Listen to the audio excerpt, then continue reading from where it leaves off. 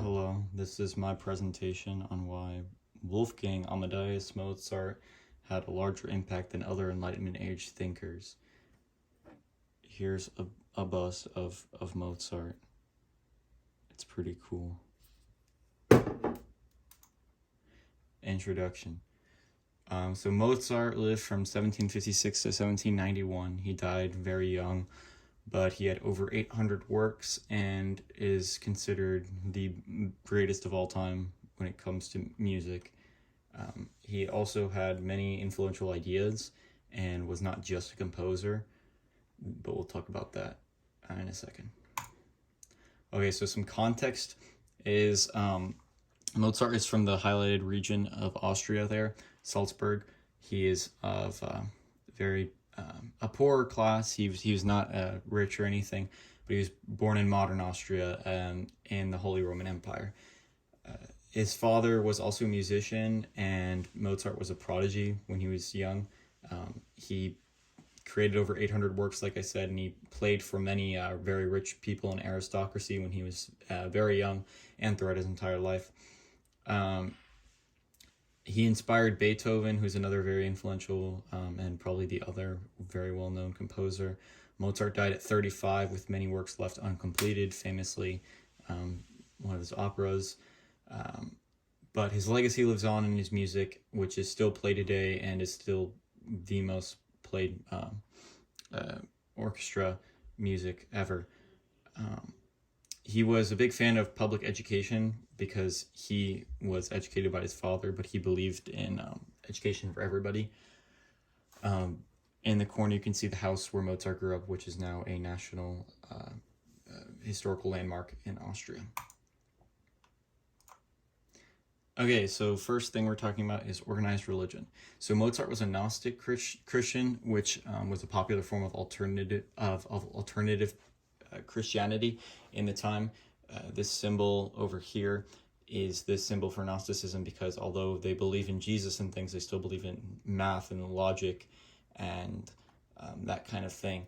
So he still thought that it was good to be logical and to believe in math and science, even though he himself wasn't a big science man. His social and cultural beliefs were very interesting. So he was a Freemason, and they had a lot of different ideas. The Freemasons being the Enlightenment age group of thinkers. They believed in mainly humanist ideas, and Mozart definitely believed in these. They contemplated and debated many controversial topics, and he actually rose to become a Masonic master and led the Masonic Lodge in Vienna, which is a huge honor for a city so big, which showed how intelligent he is and how well his ideas were received. He listened to a lot of people and came up with the best ideas from all of them, being a very humanist and emotional person. The next thing we're talking about is civil rights and liberties. Okay, so let me explain first, because I see your face with these images, and you might not think that they go together, but let me explain, okay? So Mozart expressed in his music, especially his operas, that he believed all humans to be equal. This was mainly because he was from a lower class and he was always treated differently, even though he made the best music. So, for example, the Magic Flute opera is the story of a servant, and it's way more important about the servant than the master or any of the rich people in the show. And that's really cool because before that, the church would just control what you wrote about. And he just said no, and when they fired him, he would just become a freelancer and he would get hired to do whatever because he was so incredibly amazing. So another one of his famous works is The Marriage of Figaro. It's a satire against the aristocracy, so it's directly against them, and the aristocracy are obviously mad at this, but he didn't care because they weren't the ones buying the tickets. He allowed anyone to buy tickets to his performances, his operas. So aristocracy was something Mozart fiercely hated and worked hard to fight against within his life. His music was incredibly popular and had a major influence on people's opinions, and this is one of the reasons why today we have music that's not directly controlled by the church.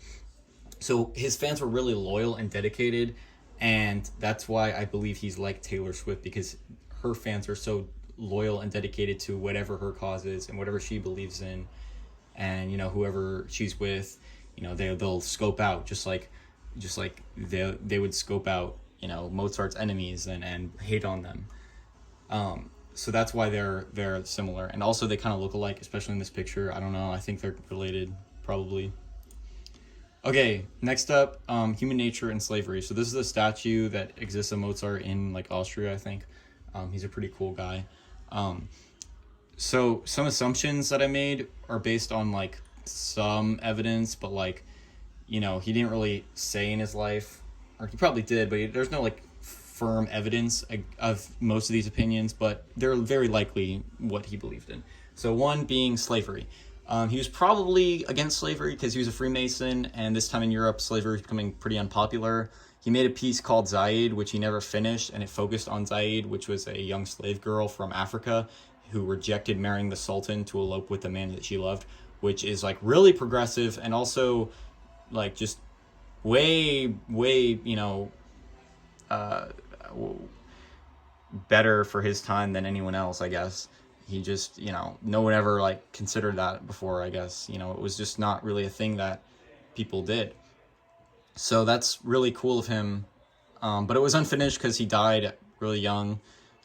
So we'll never know how it ends. But still, like, the idea of it is just like crazy for his time. He was so ahead of his time.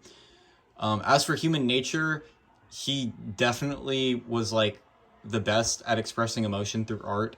Like, everyone agrees on this in the musical world, like just literally everyone, including a modern Austrian pianist who's considered the greatest in modern day, Friedrich Golda, who said that right after Jesus, he is the greatest benefactor to mankind, and that may well be what you are experiencing. And that means that, like, after Jesus, he's the best at experiencing emotion, like showing emotion and the human experience and things, which is just crazy to think about how someone like genuinely believes that. And it's probably true, to be honest, because he's such a cool and awesome guy. So he could, but anyways, he could articulate in the human condition and feelings in his plays and his operas and his, stories in his music like no one else could and will ever be able to do. It wasn't just about royalty or the church. It was about whatever he wanted it to be about. Okay, politics, government, and economics. So again, this is kind of speculation because he was not a big fan. We know he wasn't a big fan of aristocracy, but like everything else, he was kind of about. So, but he was an advocate for freedom of speech because he spoke out against, like banning artwork and things. Because of Christianity, he didn't care about who told him what to write. He just wouldn't do it. If a priest or whatever was like telling him to do stuff or to take stuff out of his play, he really didn't care. His pieces of work, that is. He really just didn't care, and that's pretty much why we have music today that's not controlled by the church because of him. Because after him, everything changed and they kind of got less strict about it. And that's literally all because of him. He is the reason why your music is not strictly Christian. You're welcome. He hated rich people so much that he argued with his own boss, which was the Archbishop of Salzburg, to the point where he got fired as a composer. But yeah, people would just hire him anyways because he was just that good. Also, the Holy Roman Emperor like praised and loved Mozart for his creations because they were all good. So that's also cool. The whole ruler of the empire. Okay, why does this matter? Because Mozart's incredibly unique. Like, think of anyone else besides like Beethoven who was inspired by Mozart, that their music is still so widely known today. Like, literally everyone knows him, which is crazy because it's been so long. It's been like 300 years. Anyways, government he like didn't care about what the government or the church told him. He did it anyways. He let people in his like operas and things, despite wealth or class or race or sex. He didn't care because a paying audience member is a paying audience member. This guy is Bach. He's another really famous one. And he was inspired by Mozart and inspired Mozart both together. They were kind of rivals, but like not really.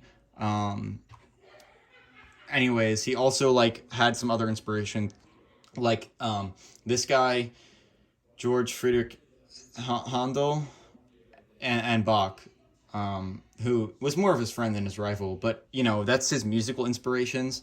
Other inspirations are, like, on his philosophies, are John Locke, Descartes, all those famous ones, probably Montesquieu, and all those guys. because he agreed with natural rights. He definitely agreed that natural rights existed. Personally, I think that Mozart was inspired more by the aristocracy hate by the French Revolution, which happened, pretty near him, or like what was going to become the French Revolution, because that whole absolutism thing happened for a while. So, I mean, not exactly because the French Revolution happened after, but like close to it. Same thing with the American Revolution. Like, there had been tension building. I'm sure he kind of saw or read about that and stuff, and was like, hey, that's pretty cool. Also, I think he was inspired by Shakespeare personally, because Shakespeare could write emotion really well in his plays. So I think that Mozart was kind of able to take that into like the musical world, which is pretty cool. That might just be because I like Shakespeare, but I think that that's true. That's facts. He also would have been familiar with Shakespeare because he spoke English, French, Italian, Latin, and German, which is pretty cool. I mean, everyone spoke that in like the rich people, but he was poor, so the fact that he spoke all that was pretty cool. Pretty cool for him. He also influenced Bach as well as Beethoven, who everyone knows Beethoven as well. Politically or philosophically, it's likely he had an influence on the Holy Roman Emperor, because he Joseph II worshipped Mozart and wanted him to create more stuff and things. So he also kind of taught him at one point. It was a whole thing. So he definitely had an influence, at least slightly, on Joseph II, who's a pretty politically important guy. In conclusion, Mozart is definitely the most important guy that anyone has ever seen in this time period, and that's a fact. He was a great composer, a philosopher, a Freemason, a Gnostic.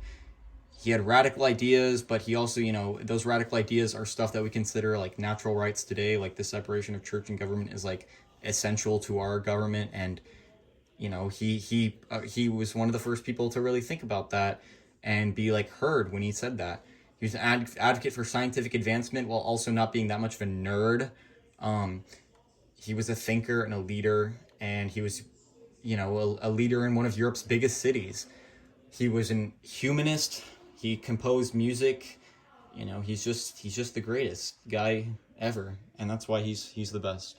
Thank you.